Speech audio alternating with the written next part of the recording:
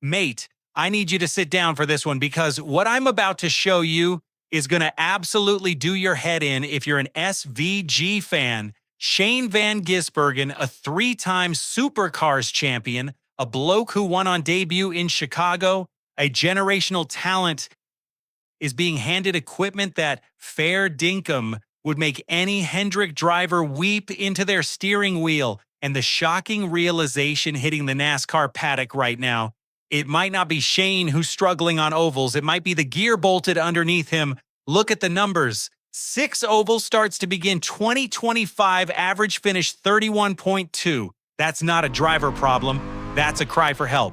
And yet every time he turns left and right, he's a bloody rocket ship. So what gives? Today on NASCAR Nation Decoded, we're pulling back the curtain on the equipment gap inside Trackhouse Racing. The dirty little secret nobody in the garage wants to say out loud. And by the end of this video, you'll understand why SVG's entire Cup career hangs on one decision Justin Marks has to make before Daytona drops the green. Let's get under the hood, right? Let's set the table. On a road course, Shane Van Gisbergen is otherworldly. Chicago 2023 on debut won it. Chicago 2025 won it again. Sonoma, COTA, Mexico City. The man is virtually unbeatable when there's a chicane involved. He's won more road course races in his rookie full-time Cup season than most drivers win in a career. But take him to a 1.5 mile oval and suddenly he looks like a bloke who's never seen a banked corner in his life. Kansas finished 35th. Early season intermediates, disasters. Crikey, he was qualifying 28th, 30th, sometimes worse, week after week. Now the lazy take from American fans is, he's just a road course ringer. He can't do ovals. But that ignores something massive. Shane finished P5 at Nashville Superspeedway, his first ever Cup oval, top 5, and he led 12 laps doing it. He went 3 wide for position with Kyle Larson. Kyle Larson made it, the bloke widely considered the best wheelman on the planet. So which is it? Is SVG a road course only specialist, or is he a complete driver being held back by something else? Because you can't lead laps and battle Larson 3 wide if you don't have the skill. The skill is theirs, so we have to ask the uncomfortable question, what's actually wrong with the car? Here's a stat that'll rattle you. In 2025, the number 23 of Bubba Wallace at 23x, I gained an average of nearly half a second per pit stop against the Trackhouse number 88 crew, half a second. Over 4 green flag stops, that's 2 full seconds of track position, the difference between racing for the lead and getting swallowed up in dirty air. The pit road delta isn't a rounding error, it's a chasm. Now we get to the meat of it, the equipment gap. In NASCAR's Cup Series garage, there's an unofficial tier system. Tier 1 is Hendrick Motorsports, Joe Gibbs Racing, and Team Penske. These are the factory-supported, fully resourced mega teams. Hendrick builds its own chassis prep, runs its own engine program, has a wind tunnel relationship most teams would sell a kidney for, and Chevy funnels its best aero data straight to Rick Hendrick's door first. Full stop. Tier 2 is where Trackhouse lives. And don't get me wrong, Trackhouse is a brilliant operation. Justin Marks built it from scratch, but here's the truth. They're running ECR engines from Richard Childress Racing, not Hendrick Power. They share chassis with technique like everyone else, but the simulation work, the 7-post rig data, the aero correlation. Tier 1 teams get the cleanest data first. Tier 2 teams get what's left. What does that mean for SVG on an oval? It means his car arrives at a 1.5 mile track with a setup baseline that's already 2 or 3 steps behind the number 5 of Larson. From the moment he unloads, he's fighting an aero push into the corner because the downforce balance isn't optimized for the way he loads the front tire. Then mid-corner, the car goes loose because the rear travel package isn't dialed. By lap 40 of a green flag run, his right front is cooked, he's 2 seconds off the leader, and the commentators are saying, well, SVG just can't manage tires on ovals. Tough break, mate. That's not tire management. That's a car that was tight on entry, loose in the middle, and never gave the driver a window to save the rubber in the first place. Now here's where I need you, the Kiwi and Aussie fans watching this, to do something for me. Drop a comment right now with one word, stay, if you reckon SVG should ride out the storm at Trackhouse, or move if you think he should be eyeing a Tier 1 seat for 2027. I want to see this comment section turn green and gold. This is your community. NASCAR Nation Decoded is built for fans who actually care about the deep stuff, the engineering, the politics, not just the highlight reel.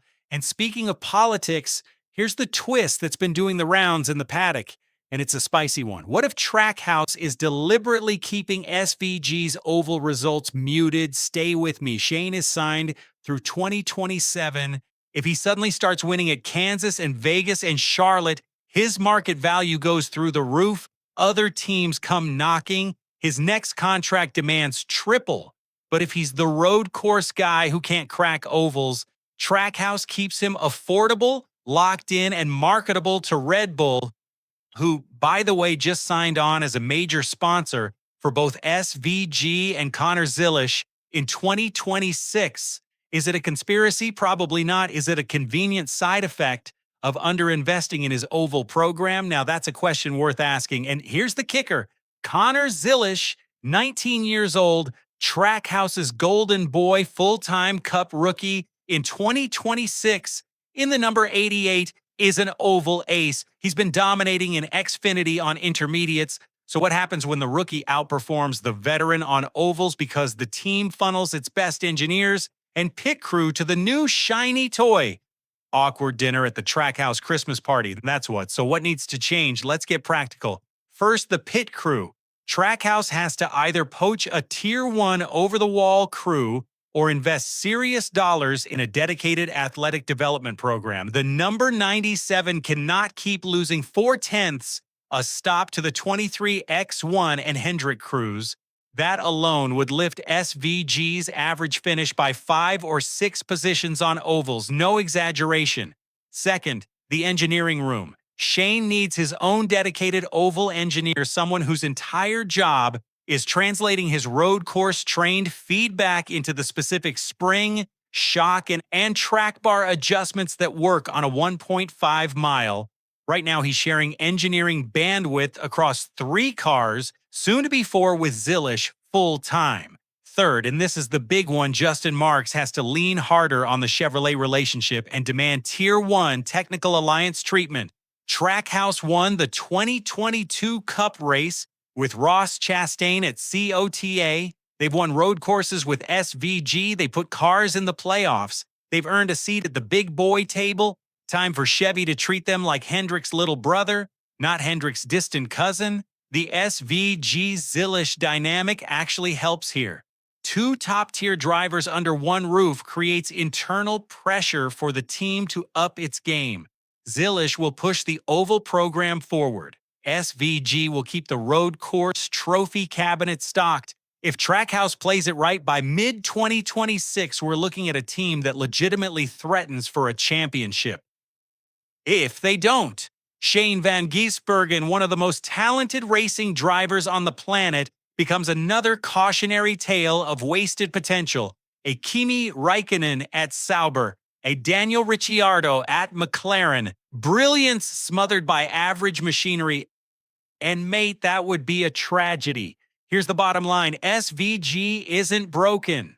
The equipment is. The Nashville P5 wasn't a fluke. It was a glimpse of what this bloke can do when the car finally cooperates. Give him Tier 1 pit stops, Tier 1 engineering, Tier 1 aero data, and I'll bet my bottom dollar he's a multi-time oval winner by the end of 2026. If you reckon this analysis hit the mark, if you're the kind of fan who wants the data, the engineering, and the politics, not just the same old recycled hot takes, then you belong here.